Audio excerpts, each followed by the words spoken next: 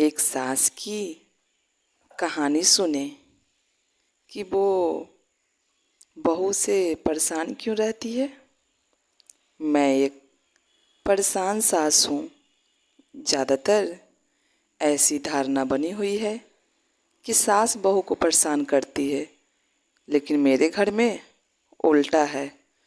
मैं यह नहीं कहती कि कोई भी सास बहू को परेशान नहीं करती, पर कहीं कहीं बहू भी बहुत चालाकियाँ दिखाती है और सास का जीना मुश्किल करके रखती है। और ये कड़वा सच है जो समाज में दिन प्रतिदिन बढ़ते जा रहा है। मेरी बहू उनमें से ही एक है। मेरे घर में किसी तरह की कोई कमी नहीं है। हर काम के लिए नौकर लगे हुए हैं, लेकिन नौकर वक्त पर आते हैं और वक्त पर अपना काम कर कर चले जाते हैं। उसके बाद भी घर में बहुत से काम होते हैं जो कि खुद करने पड़ते हैं। लेकिन मेरी बहू इतनी चालाक और कामचोर है कि वह कभी भी कोई काम करने की तो दूर की बात है, वो कभी किसी भी काम में मेरा हाथ भी नहीं बांटती है। बस नाश्ता पानी करके अपने कमरे में चली जाती है और फिर सीधा दोपहर के खाना खाने के लिए बाहर निकलती है और फिर दोपहर का खाना खाकर अपने कमरे में चली जाती है और सीधा रात का खाना खाने अपने कमरे से बाहर निकलती है। बीच में कई बार चाय पानी वगैरह बनाना पड़ता है।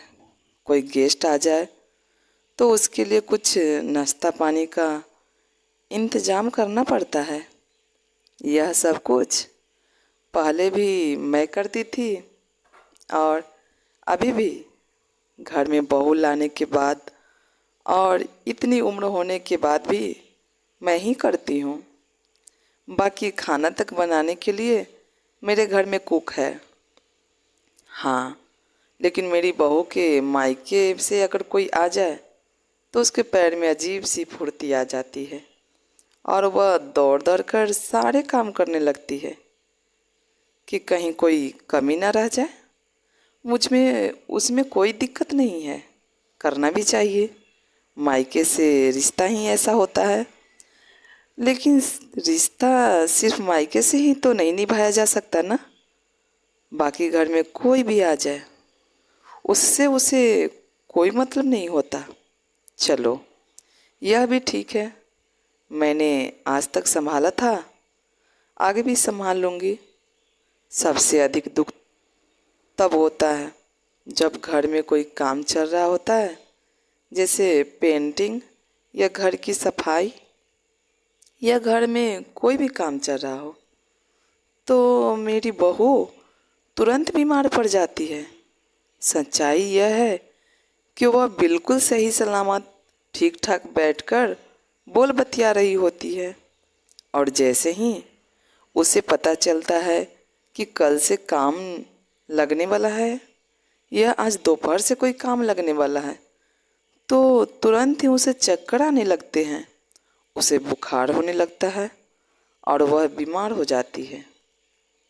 और ऐसी बीमारी होती है कि उससे डॉक्टर के पास भी नहीं जाया जाता। उसका कहना होता है कि वह थोड़ा आराम करेगी तो ठीक हो जाएगी, और यह सच भी है, वह ठीक भी हो जाती है। वह भी बिना डॉक्टर के पास गए, लेकिन उसका ठीक होने का वक्त मुझे पहले से पता होता है। जिस दिन घर में काम खत्म होता है वह ठीक हो जाती है। अब सबको लग रहा होगा मैं यहाँ बैठकर अपनी बहू की बुराइयाँ कर रही हूँ, लेकिन यह एक सच्चाई है जिसे मैं पिछले 5 सालों से झेल रही हूँ। लेकिन अब मेरे बर्दाश्त के बाहर हो चुका है और मैंने एक फैसला ले लिया है, क्योंकि इस बार मेरी बहू ने बहुत ही गलत किया। मेरी एक ही बेटी और एक ही बेटा है। मेरी बेटी अपने सास ससुर के साथ लंदन में रहती है और 5 साल पहले अपने भाई की शादी में ही इंडिया आई थी, क्योंकि हर साल लंदन से इंडिया आना आसान नहीं है। इसलिए वह 5-6 सालों में एक ही बार इंडिया आती है और अपने मायके भी आती है। मेरी बेटी आने पर मेरी बहू ने हर बार की तरह अपना नाटक जारी रखा। उसे पता था कि अगले दिन उसकी इकलौती ननद इंडिया आने वाली है, तो वह बीमार पड़ गई।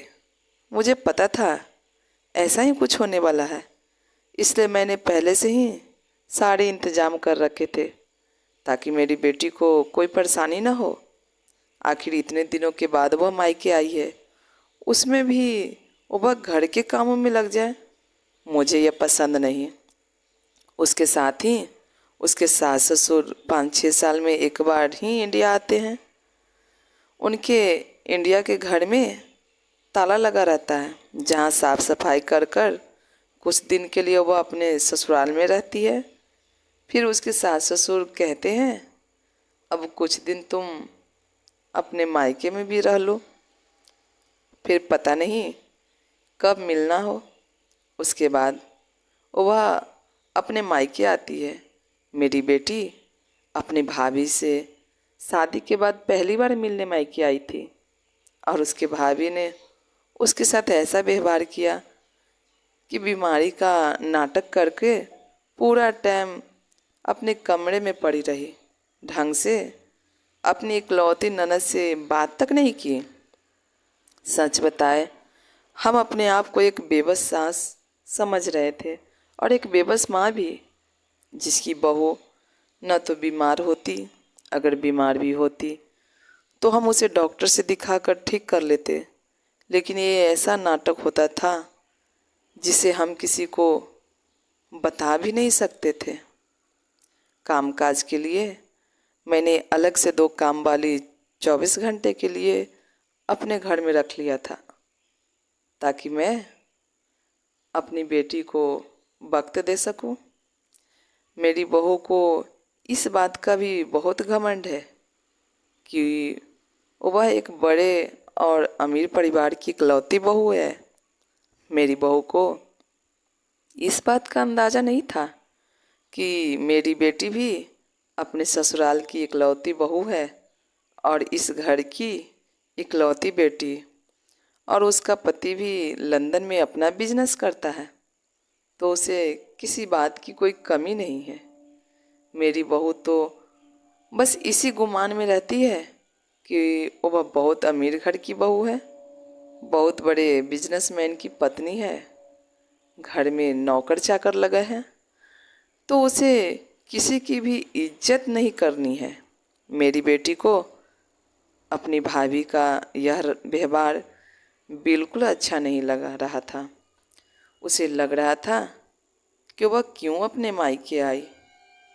मैंने बोला, तू अपने मम्मी पापा के घर आई है जो तुझसे मिलकर खुश होते हैं, उनके साथ खुश रह, बाकियों के बारे में क्या सोचना।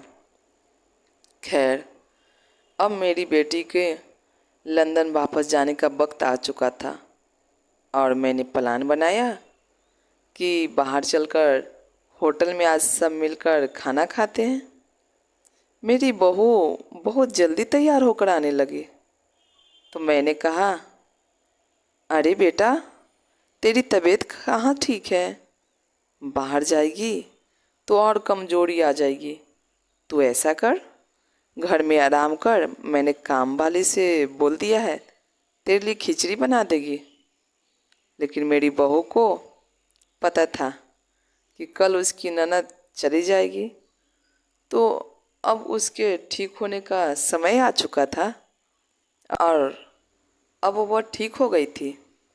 उसने बोला, अरे मम्मी जी, अब तो मैं पूरी तरह से ठीक हूँ। दीदी तो कल चली जाएगी, कम से कम एक दिन तो उनके साथ बिता लूँ। मैं अपनी बहू की चालाकियाँ से बहुत अच्छे से वाकिफ़ हूँ, लेकिन मैं क्या करती, अगर कुछ बोलती तो मैं बुरी सास बन जाती और सारा इल्ज़ाम मेरी बेटी के ऊपर ही आ जाता। वैसे मेरी बहू का मुख्य उद्देश्य तो यह था कि वह मुझ पर नज़र रख सके कि मैं अपनी बेटी के लिए मार्केट से क्या क्या गिफ्ट खरीदूंगी, क्योंकि आखिर वह अब इस घर की मालकिन खुद को जो समझती थी, तो उसके हिसाब से ही तो मुझे चलना था। खाना खाकर हम लोग पास के ही ज्वेलरी शोरूम में चले गए। वहाँ मैं अपनी बेटी के लिए कान के झुमके लेने लगी और अपनी नतनी के लिए भी एक छोटे छोटे इयररिंग्स और नाती के लिए गोल्ड चैन देखने लगी। तो मेरी बहू का कहना था, क्या मम्मी, आजकल सोना कौन पहनता है? वैसे भी दीदी लंदन में सोना थोड़ी ना पहनती होगी। इससे तो अच्छा है आप इन्हें कोई स्टाइलिश से कपड़े दे दो। मुझे बहुत अच्छे से समझ में आ रहा था कि मेरी बहू को मेरी बेटी के ऊपर किए जाने वाले मेरा खर्च पसंद नहीं आ रहा था।